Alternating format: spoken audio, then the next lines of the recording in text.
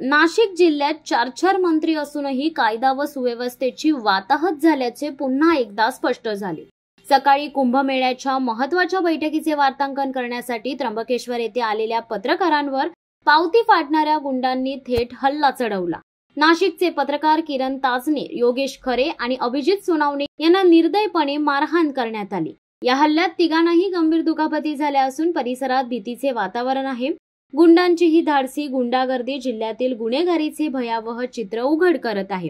जिल्ह्यात 4 मंत्री असतानाही आजवर पालकमंत्रींची नियुक्ती न झाल्याने प्रशासनाचे धाबे दणाणले असून गुन्हेगारांचा मोर्चा अक्षरशः मोकाट सुटल्याची चर्चा सर्वत्र रंगली। महिला अपहरण, गोळीबार, चोरी यांसारख्या घटनांनी आधीच नागरिकांच्या अंगावर काटा आणला होता। त्यात आता पत्रकारांवरील हल्ल्याने नाशिकच्या कायद्याला सरळ आव्हान दिले।